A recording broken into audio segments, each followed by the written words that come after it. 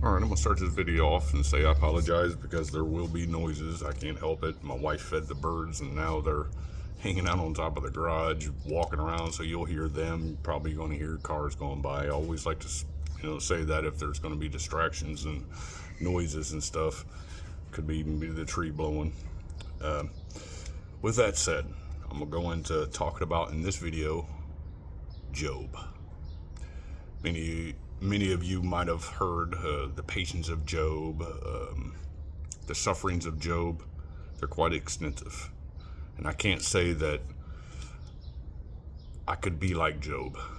Man, that man went through it. As many others as well that's living in today's times and in times past. But the book of Job covers a lot with sufferings, patience, and of course, God's response to Job. He is one that it actually, mentions in the word where it talks about Satan basically said that he could get him to curse God. Satan talked about Job saying, hey, I can get him to curse you. More or less paraphrasing. So with that said, these are going to be kind of extensive a little bit. So if you want to swipe, that's fine. Feel free to do so. I'm only wanting to speak to those who want to hear it. Okay, now you could research it yourself, go back, reread it, whatever you want to do, that's your choice. But I do want to ask that you, if you like any of the videos, that you like it, comment, share, or subscribe. I do want to grow the fan base and hopefully reach more people. All right, let's get into it. All right, now this is going to be the very first chapter of Job. There is roughly 22 verses. I will cover that the best I can, as quick as I can, and maybe throw some commentary in there to certain spots. If you want more commentary, please comment below and let me know. Okay. Now, you've heard you've probably heard this. There's no perfect person besides Jesus. Well, let's look a little deeper into that. First off, there is no other perfect person more perfect than Jesus. That is hands down. He holds the title for that without question. But how does God look at perfect? Our understanding isn't the same as his. His understanding is going to be far above ours. There's scripture speaking about that. So with that said, I'm going to go ahead and start into this. There was a man, this is Job 1:1. I'm going to read it all the way through. There was a man in the land of Uz whose name was Job, and that man was perfect and upright, and one that feared God and eschewed evil. It says right there, he was perfect and upright. Explain to me, if there was no other perfect person besides Jesus, why does God make sure it's in his word? Job was perfect. Okay, going on. And there were born unto him 7 sons and 3 daughters. His substance was 7,000 sheep, and 3,000 camel, and 500 yoke of oxen, and 500 she-asses, and a very great household, so that this man was the greatest of all the men of the east. And his sons went and feasted in their houses, and every one his day, and sent and called for their 3 sisters to eat and to drink with them. And it was so, when the days of their feasting were gone about, that Job sent and sanctified them, and rose up early in the morning, and offered burnt offerings.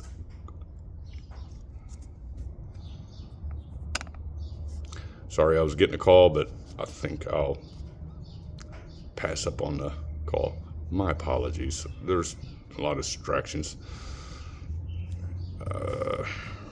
and offered burnt offerings according to the number of them all.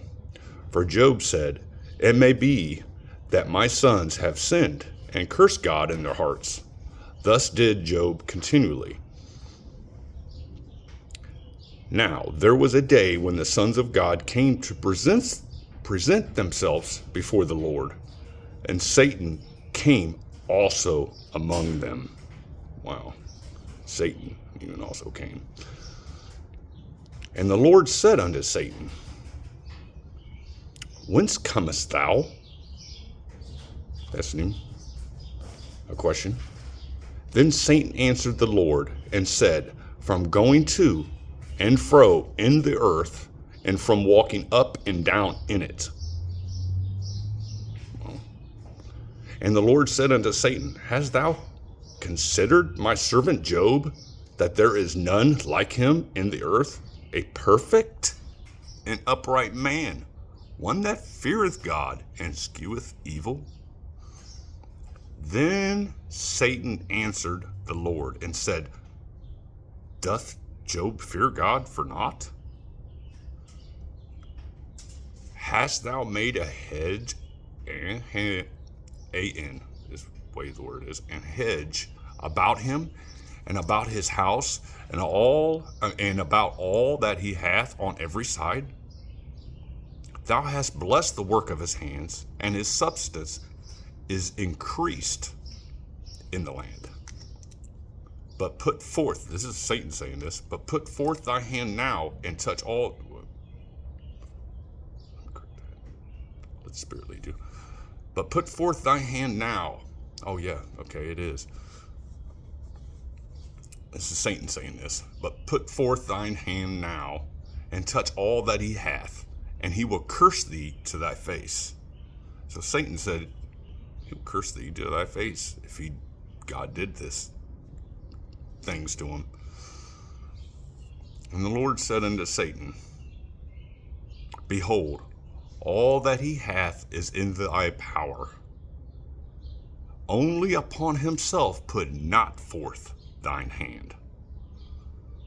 So Satan went forth from the presence of the Lord. So he gave him permission to basically do with as he wishes with what he has.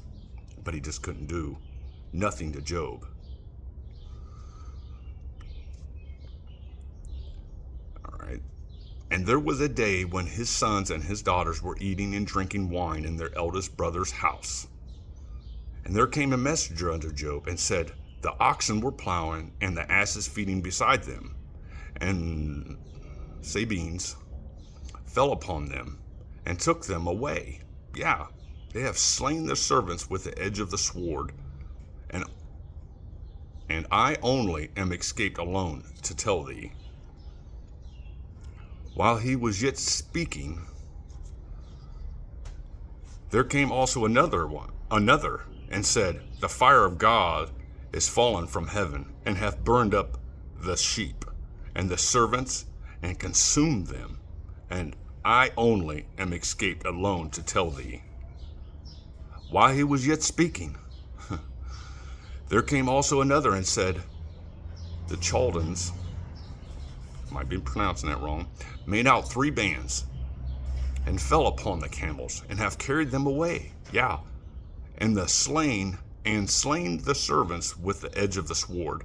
And I only am escaped alone to tell thee." While he was yet speaking, there came also another and said, "Thy sons and thy daughters were eating and drinking wine in their eldest brother's house. And behold, there came a great wind from the wilderness, and smote the 4 corners of the house, and it fell upon the young men, and they are dead. And I only am escaped alone to tell thee." Then Job arose, and rent his mantle, and shaved his head, and fell down upon the ground, and worshipped, and said, "Naked came I out of my mother's womb, and naked shall I return thither. The Lord gave, and the Lord hath taken away. Blessed be the name of the Lord." And all this Job sinned not, nor charge God foolishly. All that stuff happened, and that man still worshiped God, still didn't curse God, speak evil of God. That is amazing. I mean, wow. I mean, could you do it? I know I couldn't. I can't. I mean, if I was able to do that, it would grace and mercy and blessings from God to be able to keep me from letting my flesh and my thinking get in the way of that. That's amazing. But after all this, the next thing that to speak on is something that was like, wow, really? You know what Job's wife said to him after all this happened? I'm just going to read one verse for this. Like, whoa. This is Job chapter 2, verse 9. Then said his wife unto him, and this is going to be a question, doest thou still retain thine integrity? Now she flat out makes a statement. Curse God and die. This is Job's wife. What?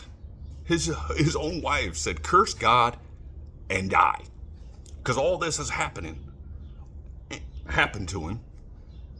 And this is her response to him. A weak-minded individual would probably listen to that and be like, you know what, you're right. I need to go just off myself. I need to go kill myself. I'm done. It's over. There's probably many people that would kill themselves over that. You lose your sons, you lose your daughters, you lose all you have. Yeah, all your livestock. Wow. I thank God I haven't had to suffer like that. Have you? If you have, I feel for you. All right.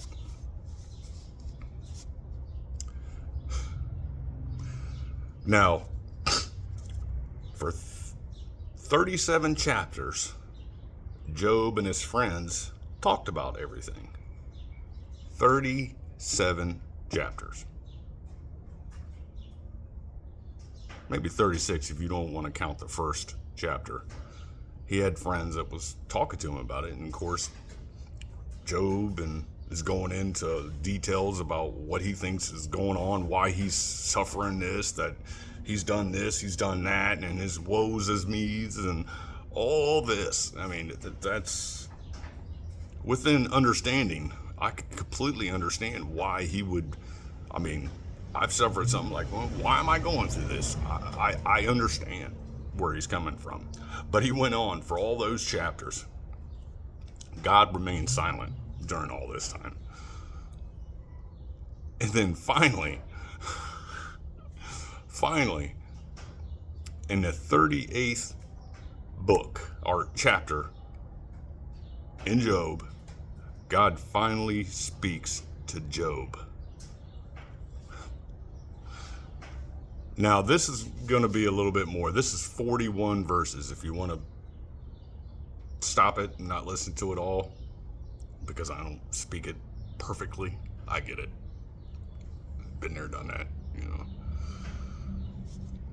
But I'm going to go ahead and read it. I'm going to try to move as quick as I can. Now, this is Job 38. Now, this is after, like I said, that him and his friends, even his friends, was having their opinion during this time. Job 38:1. Then the Lord answered Job out of the whirlwind and said, Who is this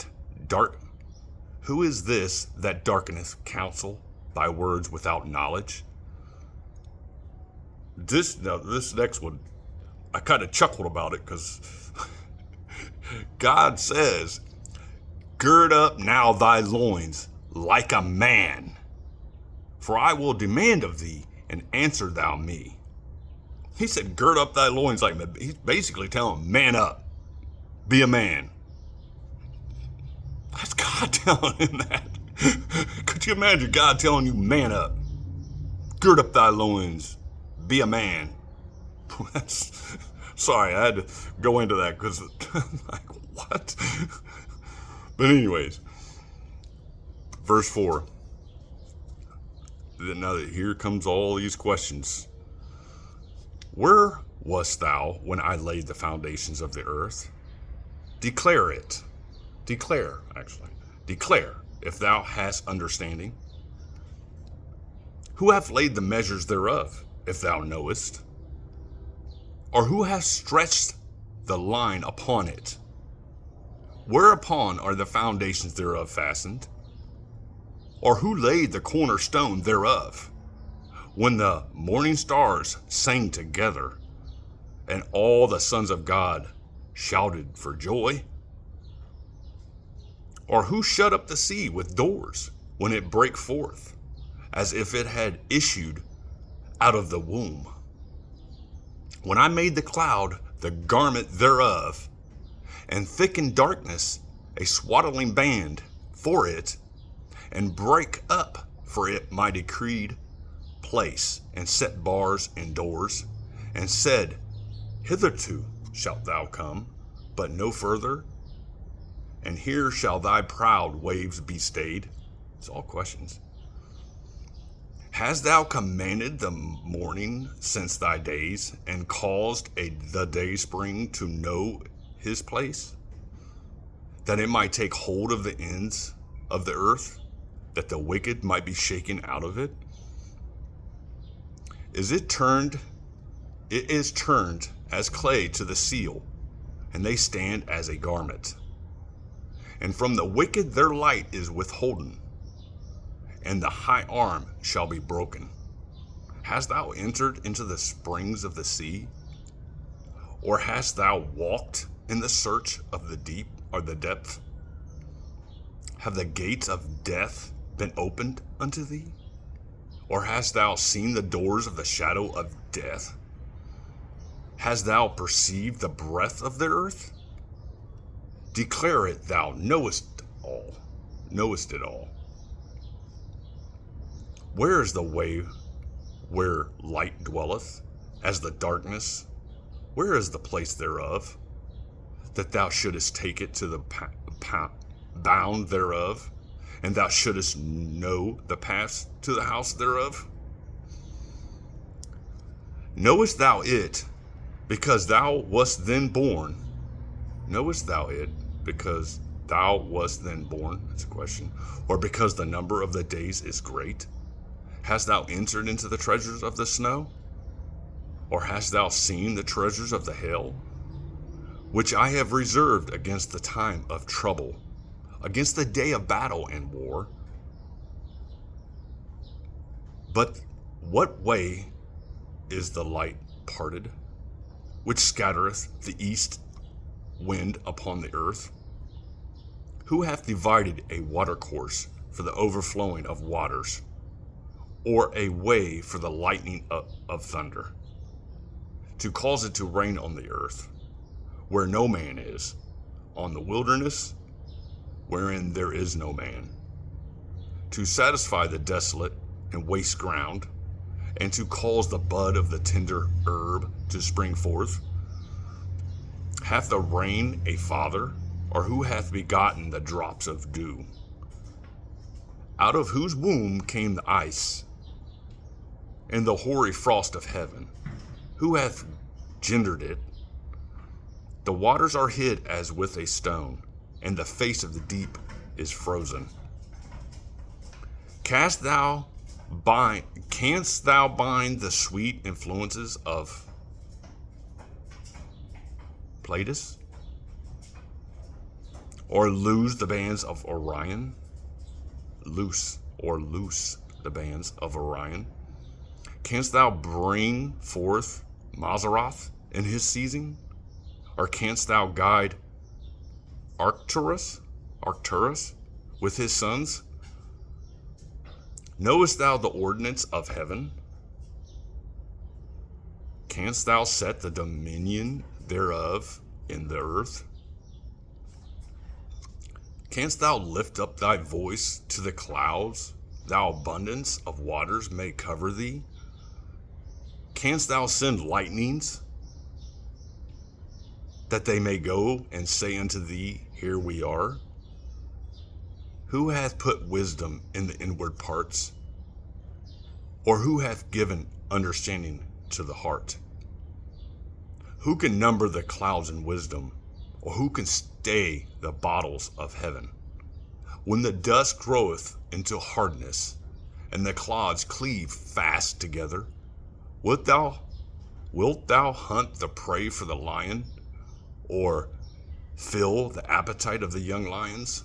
When they couch in their dens and abide in the covert to lie in wait? Who provideth for the raven his food, when his young ones cry unto God? They wonder for lack of meat. That's the whole thing. That's question after question after question after question. And you know what? I'm not even going to read it, but Job 39 does the same thing. Just a different set of questions.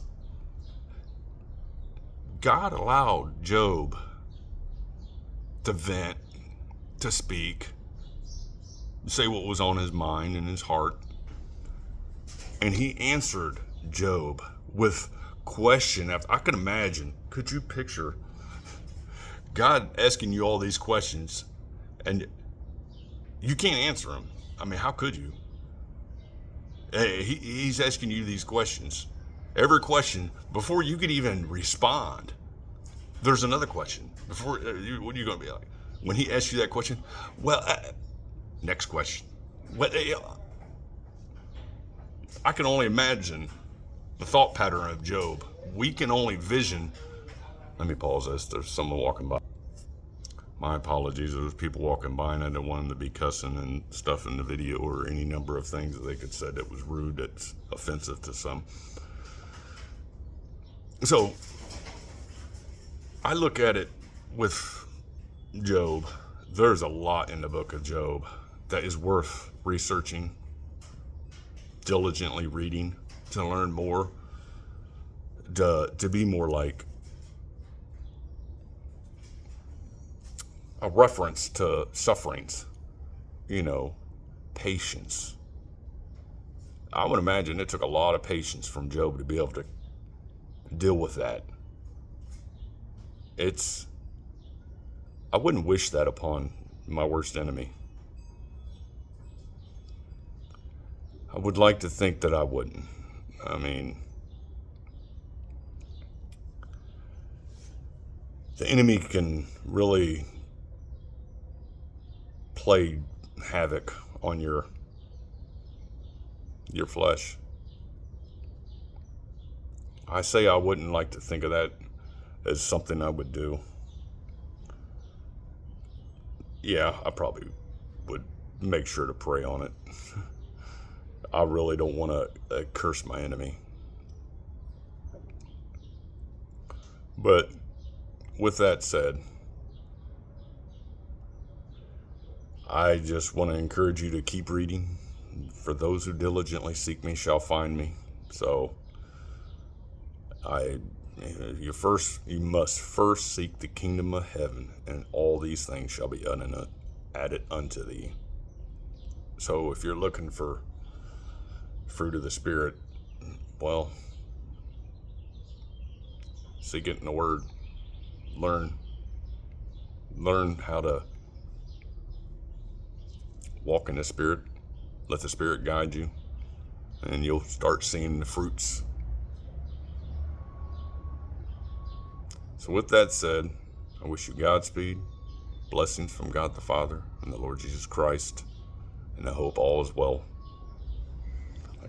Hopefully you'll like, share, comment, or subscribe. I look forward to hearing from you, even if it's criticism. I'll welcome it. I'm always open to any comments. I look forward to hearing from you. Thank you.